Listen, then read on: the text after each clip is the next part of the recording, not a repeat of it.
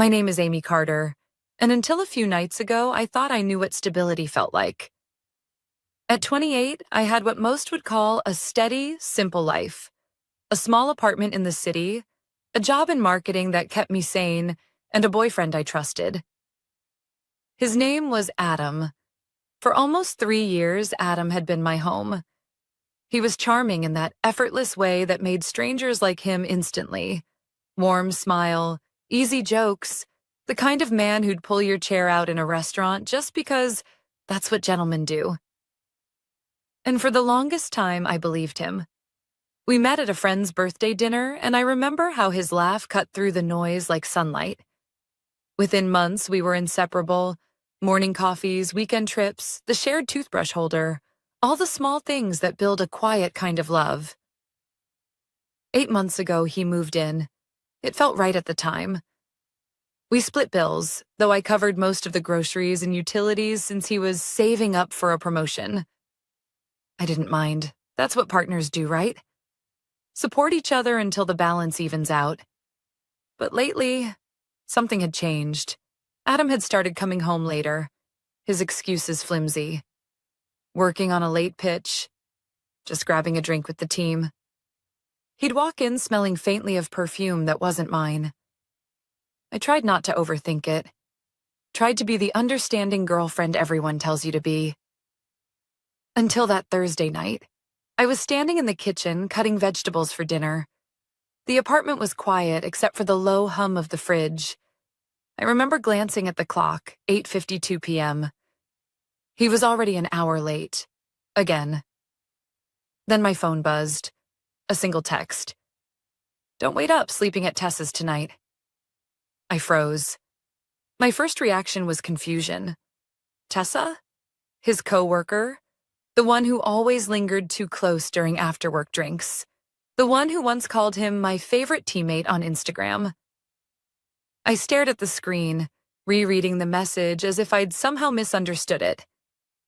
No emojis, no explanation. Just a statement. Cold. Casual. For a few seconds, everything in me went quiet. The knife in my hand, the vegetables on the counter, the soft light of the kitchen, all suddenly felt unreal, like a scene from someone else's life. Then I typed back. Slowly. Deliberately. "Thanks for informing me." No punctuation, no emotion, just words. And in that small act, something inside me shifted. The Amy who used to cry over small arguments, who second-guessed herself for other people's comfort, she went silent. In her place stood someone else. Someone steady, cold, certain. I turned off the stove. The vegetables burned slightly at the edges, smoke curling up from the pan. The smell was bitter, sharp, fitting. I wiped my hands, walked to the bedroom, and opened the closet. His clothes stared back at me. Crisp shirts, hoodies, the gray sweater I once borrowed on cold nights. It was strange how ordinary betrayal looked in fabric form. I grabbed an empty moving box from under the bed. One by one, I started folding. Carefully, methodically. The first shirt, then another, then another. My movements were calm, mechanical, almost peaceful. Every crease I smoothed out felt like reclaiming a small piece of myself he'd taken. As I packed, flashes of memories played in my mind like a cruel slideshow. His laughter during our first road trip, the way he said, "I love you," half asleep. His promise that we were building something real. Each memory stung like salt, but I kept folding. By 10:15, the closet was bare. By 10:30, the dresser emptied. By 11, the last box was taped shut. 8 boxes total. His entire wardrobe, his shoes, his colognes, his favorite mug that said, "Best boyfriend ever." I stacked them neatly by the door. Then a thought came to me. A quiet, electric one. He said he was sleeping at Tessa's, so that's where his belongings should be. By 11:20, I was carrying the first box to my car. Trip after trip, I loaded everything. the cold night air stinging my skin, the city lights blurring past as I drove across town. Tessa lived only 15 minutes away. I remembered the address from a holiday card Adam once accidentally left open on the counter. Modern apartment complex, cream-colored brick, tiny balconies lined with plants. As fate would have it, someone was leaving just as I pulled up. I slipped in through the open door, my arms full of boxes. The elevator hummed quietly. 3rd floor, apartment 304. Laughter echoed faintly behind the door, a woman's voice, light and familiar. I stacked the boxes neatly outside her door. 8 in total, one on top of the other, perfectly balanced. And on the very top, I placed a small note. His belongings. He's yours now, Amy. I stepped back, looked at the tower of boxes, a monument to every lie I'd believed. Then I took a photo. Not for revenge, for proof. Proof that I had finally acted instead of waiting. As I walked back to my car, I expected my heart to race. It didn't. It slowed, calmer with each step. By midnight, I was home again. The bed was half empty, the air quiet. I changed the locks that night. $160, same-day service, worth every cent. At 12:47 a.m., my phone lit up. Where are my things? Another message, then another. By 1 a.m., he was calling. By 4 o'clock, the panic started. I let it ring. Because the moment I read that first text, sleeping at Tessa's tonight, I stopped being the woman waiting for him and started becoming the woman he'd regret losing. When my phone finally stopped buzzing at 4:27 a.m., the silence that followed felt heavier than the noise. I sat on the couch in the half-dark, wrapped in my old blanket, watching the screen light up and fade again. 27 missed calls, 42 unread messages, all from Adam. The last one just said, "Amy, what did you do?" For a while, I didn't reply. I just stared at that message, the small blue bubbles on the screen, thinking how strange it was that someone who used to whisper "I love you" could sound so small. By sunrise, exhaustion settled in like fog. I took a shower, brewed a strong coffee, and opened the curtains. Outside, the city was waking up, commuters rushing, dogs being walked, sunlight catching on windows. The world kept turning, completely unaware that mine had ended 12 hours earlier. At 7:30 a.m., my phone rang again. I almost ignored it until I saw the name. Diana, Adam's mom. For a second, I hesitated. Diana had always liked me, or so I thought. She'd once told me, "You're the best thing that ever happened to my son." But as soon as I answered, her tone cut like glass. "Amy, what on earth did you do?" She snapped. "Good morning to you too," I said quietly, sipping my coffee. "Don't get smart." Adam showed up here at 3 a.m. without any of his things. He said you threw him out. "I didn't throw him out, Diana," I said evenly. "He texted me that he was staying at Tessa's. So I helped him move." There was a sharp inhale on her end. "That's not funny. I wasn't joking. You can't just put someone's belongings outside like that. He's your boyfriend." "Correction," I said. "Was." The line went silent for a moment, just the faint hum of static. Then her voice softened. "Amy, honey, he made a mistake. You two have been together for years. Don't destroy something real over a misunderstanding." A misunderstanding. That word echoed in my chest like a cruel joke. I closed my eyes, remembering the exact phrasing of his text. "Don't wait up, sleeping at Tessa's tonight." There was no misunderstanding in that sentence. "Diana," I said, my voice calm but final. "Your son made a choice. I'm just respecting it." She started to say something else, but I hung up. I didn't owe her an explanation. When I got to work later that morning, the exhaustion was still clinging to me like smoke. My coworker, Mia, noticed immediately. "Rough night?" she asked, handing me a coffee refill. I forced a smile. You could say that. But the truth was written all over my face. She didn't push, and for that I was grateful. Around noon, a message popped up on my phone again, this time from an unknown number. "You're unbelievable. You humiliated me. I didn't have to ask who it was. Adam." "Actions have consequences," I replied. Seconds later, "You're overreacting." Nothing happened with Tessa. We were just hanging out with friends. I crashed there because it was late. I laughed out loud, earning a strange look from Mia across the table. I typed back, "Then why didn't you mention that in your message? Or pick up when I called?" He didn't reply for 10 minutes. Then, "You're paranoid, Amy.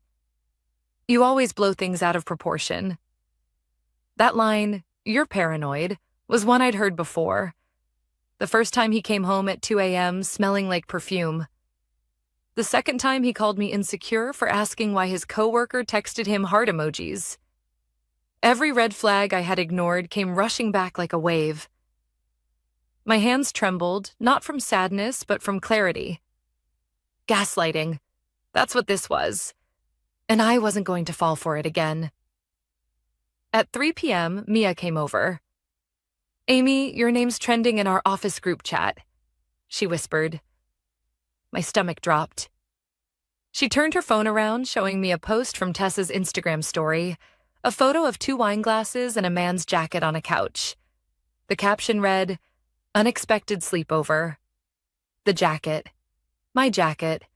The one I'd bought Adam for Christmas last year. My chest tightened, but I didn't cry. Instead, something inside me hardened into resolve. That evening, when I got home, I blocked his number. I blocked Tessa's too. I made pasta, poured myself a glass of wine, and put on music. Peaceful music. By 10 p.m., the doorbell rang. Once, then again. Harder this time. Through the peephole, I saw him. Adam. Disheveled, red-eyed, still wearing the same jacket. He looked furious. "Amy, open the door," he shouted. "This is insane. You're making me look crazy." I stood silently on the other side. He banged again. "At least talk to me." I waited. Let him knock, yell, plead. Then finally I said through the door, "You already talked, Adam. Remember? Sleeping at Tessa's tonight. That was your speech." There was a pause. Then a bitter laugh. "You think you're so smart? You'll regret this." His footsteps retreated down the hall, echoing against the empty walls. I didn't move until I heard the main door downstairs slam shut. When I finally sat down on the couch again, I realized something. The silence no longer felt heavy. It felt earned. Still, deep down, I knew Adam wouldn't just disappear quietly. Men like him never did. And somehow I could already feel the next storm coming. 2 days passed in silence. For 48 hours, I didn't hear from Adam, didn't see his name flash across my screen, didn't smell his cologne clinging to the hallway. For the first time in months, my apartment felt like mine again. I watered the plants, changed the sheets, and even started sleeping through the night without jolting awake to check my phone. But peace has a short shelf life when someone like Adam is involved. It started on a Tuesday morning. I was halfway through my first meeting of the day when Mia messaged me. "Amy, are you okay? Have you seen Facebook?"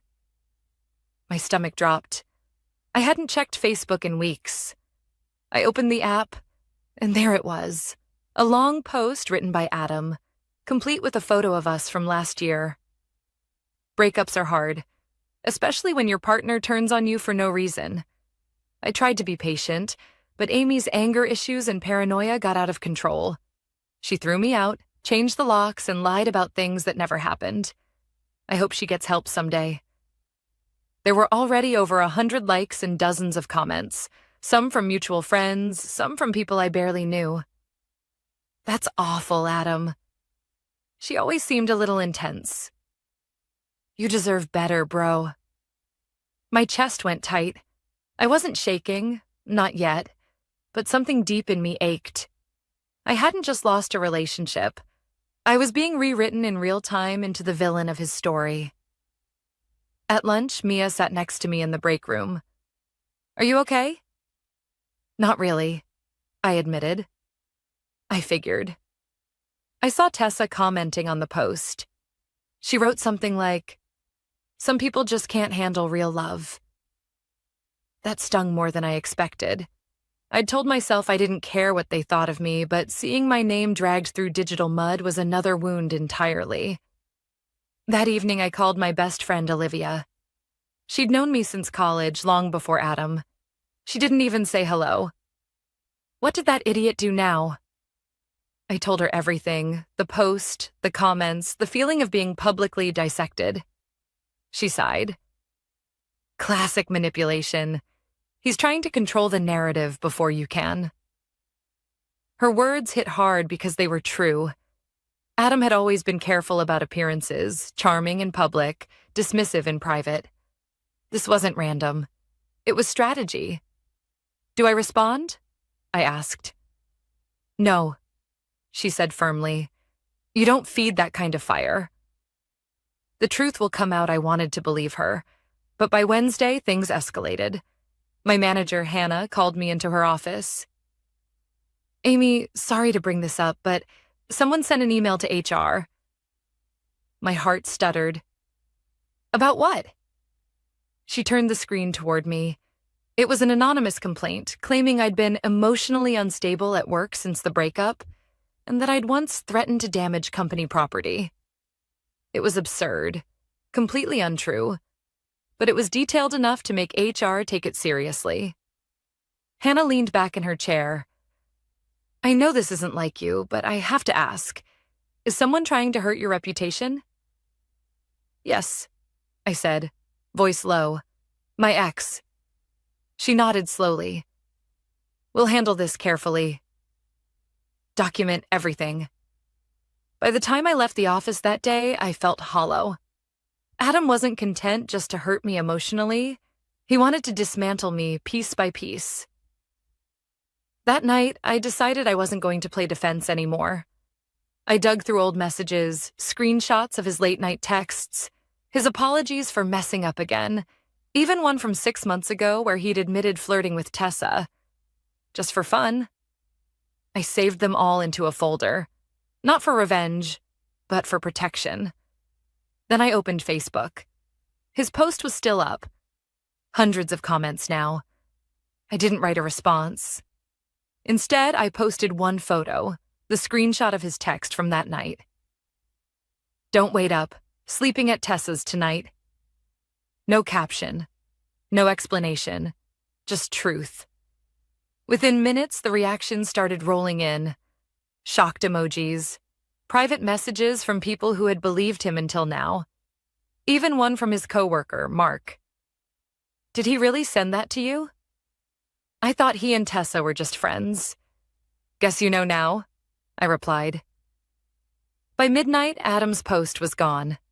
Deleted. I should have felt triumphant, but mostly I felt tired. Tired of playing chess with someone who never fought fair. The next morning, he called from an unknown number. Against my better judgment, I answered. Amy? He started, his voice low, almost pleading. You didn't have to humiliate me. You did that yourself, I said quietly. He exhaled sharply. You think you won, huh? You think people are on your side now? They'll see who you really are. Adam, I said, they already have. There was silence, then a faint tremor in his voice. You'll regret this.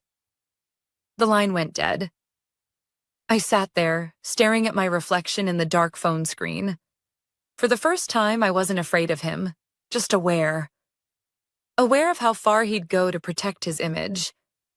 And as I turned off my phone for the night, one thought lodged itself deep in my chest. People like Adam don't stop when they lose control.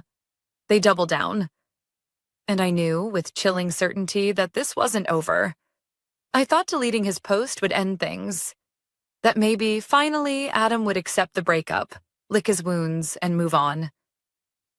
But men like Adam don't move on. They regroup. They plot. 3 days later, I woke to a message from my bank. Suspicious activity detected. Please confirm this purchase attempt someone had tried using my credit card at a gas station an hour away. Twice. Both declined. My heart thudded in my chest. I'd canceled the shared emergency card weeks ago, but Adam had a habit of remembering numbers he wasn't supposed to. I called the bank immediately. Yes, I told the rep. That card should be blocked.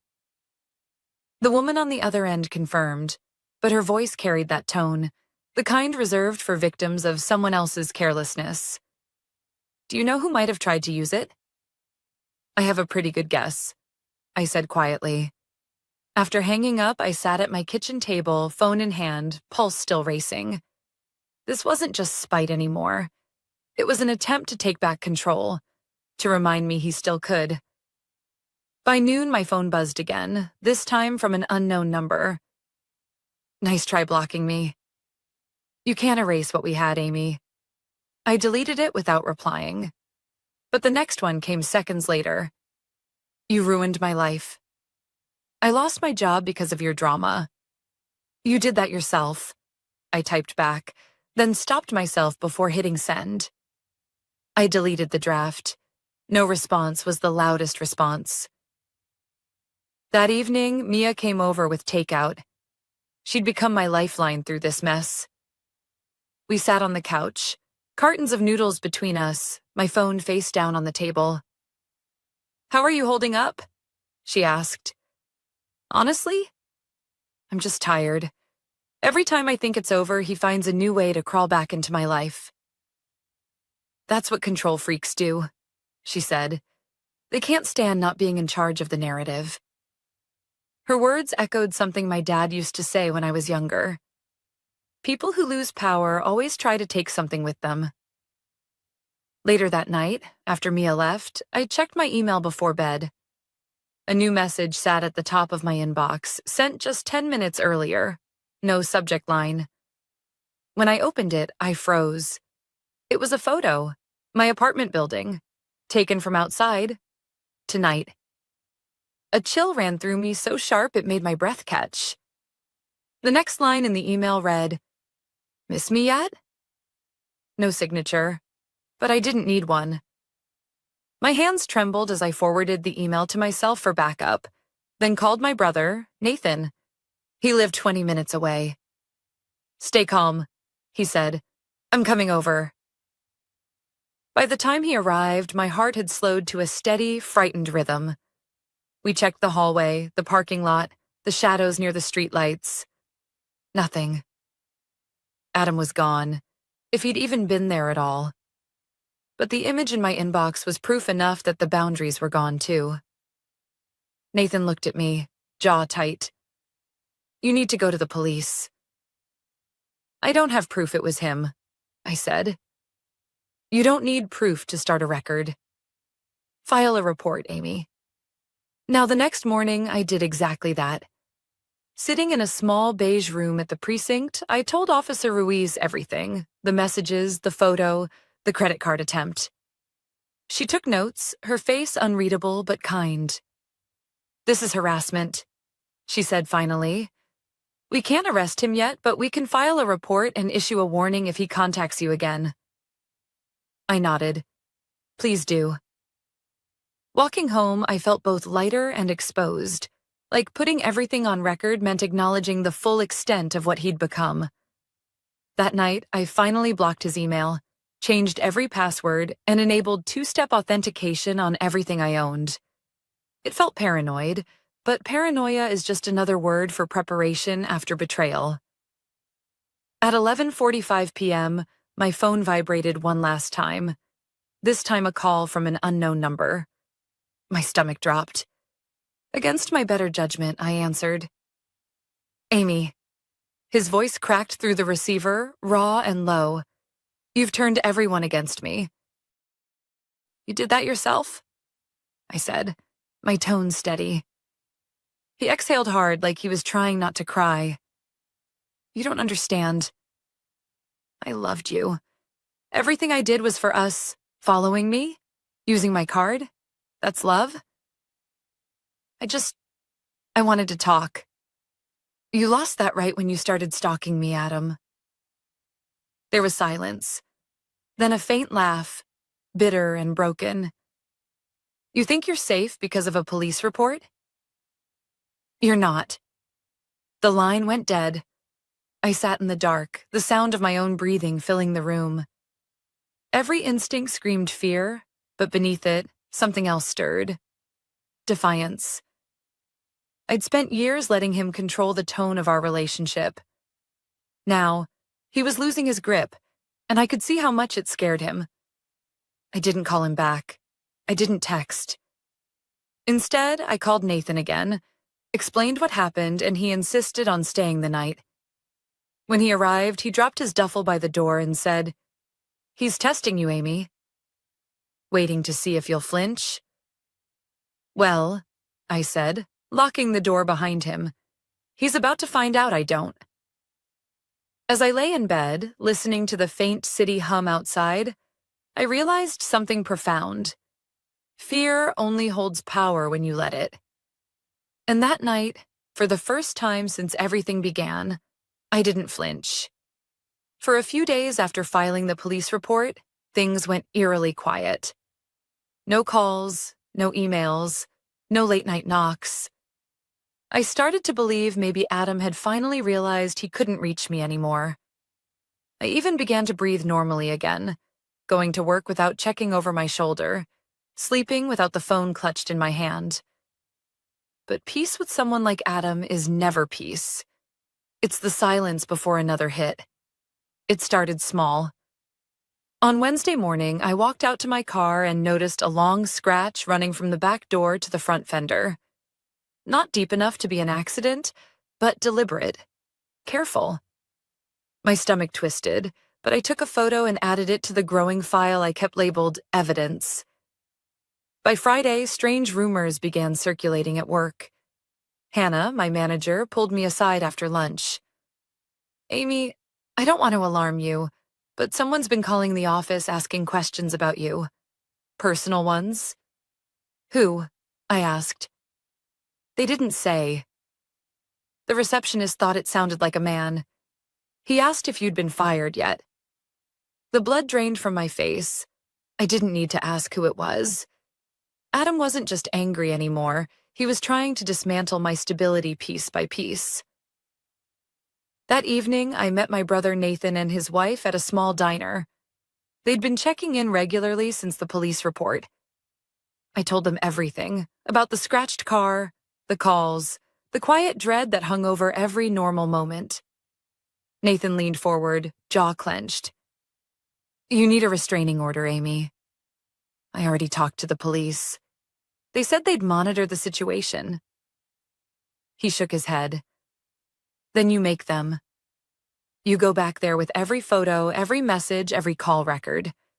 You push until they take you seriously. I promised I would." But deep down, I knew Adam's game was about more than revenge. It was about control. He wanted me scared enough to react, desperate enough to reach out. And that's exactly what I refused to give him. That night, I stayed at Nathan's house. His wife, Sarah, made up the guest room and left a nightlight on in the hallway like I was a child again. It was strange how comforting that small glow felt. But sometime around 2 a.m., I woke to my phone vibrating on the nightstand. An unknown number again. I let it ring twice before swiping to answer. "Amy," a voice whispered, low and trembling. "It's me." I didn't respond. The silence stretched between us like a wire pulled too tight. "I messed up," Adam continued. "I've been drinking. I just wanted to talk to you, to explain." "There's nothing to explain," I said quietly. "I lost my job." My friends won't talk to me. You turned everyone against me. No, Adam. You did that yourself. He sighed shakily. You always make me the villain. You don't understand what it's like watching everything fall apart. I do, I said, voice steady. Because I lived through it while you lied to me. He went quiet for a few seconds, then said, almost childlike, Can I come over? Just to talk? No. Please, Amy. I don't have anywhere else to go. You have plenty of places to go, I said, thinking of Tessa. Just not here. The tone in his voice shifted then, from pleading to something darker. You'll regret this.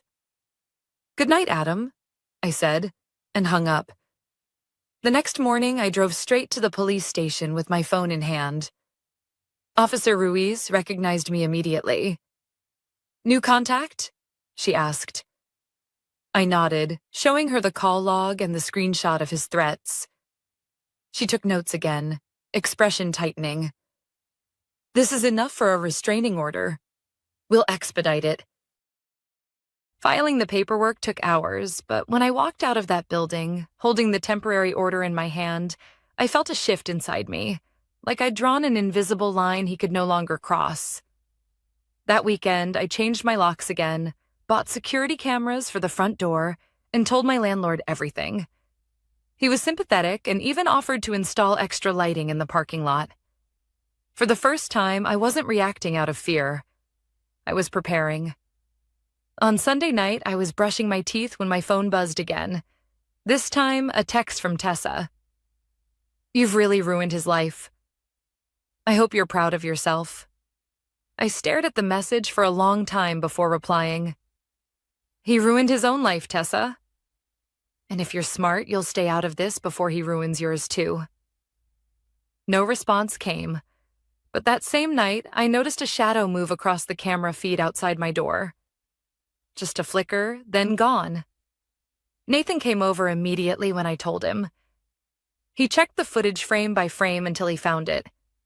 A tall figure in a hoodie, pausing at my door, then turning away. The face wasn't visible, but the posture was unmistakable. Adam. Nathan exhaled sharply. He's breaking the order already. Then we call the police, I said. I didn't even hesitate this time. As we waited for the patrol car to arrive, I realized how much I'd changed. The old me, the one who apologized too easily and hoped love would fix everything, would have still been trying to reason with him. But this Amy? She understood that some people only stop when consequences start. And as the red and blue lights flashed outside my window, I whispered to myself, let this be the last time he crosses that line. The night the patrol car arrived, everything moved in slow motion. The flashing lights painted my apartment walls red and blue, turning my calm little home into a scene from someone else's life. 2 officers came up to my door. One of them, Officer Ruiz, recognized me immediately. Miss Carter, she said gently, we saw the footage. You did the right thing calling us. Nathan stood behind me, arms crossed, his expression set somewhere between anger and exhaustion. He was here less than a week after the restraining order, he said. What happens now? Ruiz sighed. We'll issue a warrant for questioning. If we catch him near the property again, he'll be arrested. For now, stay somewhere safe. But I was done running. I looked her straight in the eye. I'm not leaving my home again because of him. She nodded, understanding. Then keep your cameras rolling, and if he so much as breathes near this building, call us. The officers left around midnight. Nathan insisted on staying one more night, sleeping on the couch while I tried to rest. But I didn't sleep. I sat up, scrolling through the footage again and again, memorizing the frame where he stood, motionless, just staring at my door. By morning, I felt hollow. Not afraid anymore, just tired. Tired of being the prey in a story he thought he still controlled. When Nathan left for work, he hugged me and said, He's losing power, Amy. That's why he's desperate. I wanted to believe that. That afternoon, I worked from home, laptop open by the window, the camera feed minimized in the corner of my screen. The sun dipped slowly, and for the first time in weeks, I almost felt normal. I even made dinner, simple pasta and wine, and sat on the couch, letting a movie play in the background. Then, at 9:37 p.m., my phone buzzed. A single message. Unknown number. You really think a piece of paper can stop me? My heart stilled. I took a deep breath, screenshot the text, and forwarded it directly to Officer Ruiz with a short message. He's contacting me again. Same number as before. She replied almost instantly. Stay inside. Patrol is on the way. I put the phone down and looked around the apartment. The quiet hum of the fridge, the soft flicker of the TV. It all felt fragile, temporary, like the calm before a storm that already knew my address. And then came the sound I'd been dreading.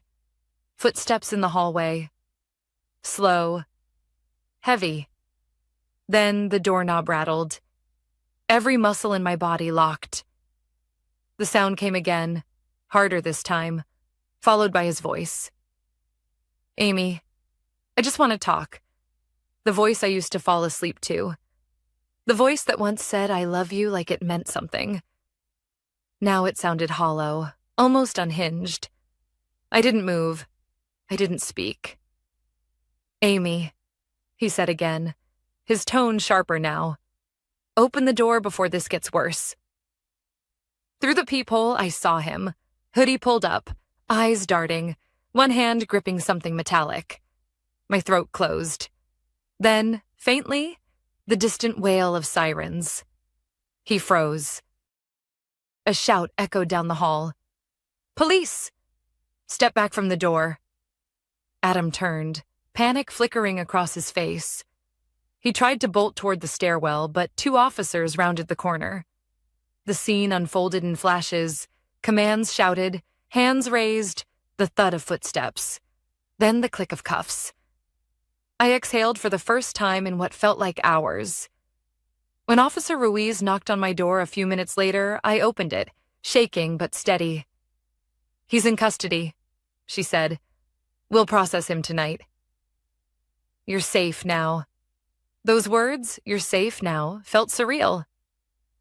I nodded, thanked her, and sat on the couch once more. The movie was still playing, characters laughing like nothing in the world had changed. But for me, everything had. The next morning, I went to the station to give my final statement.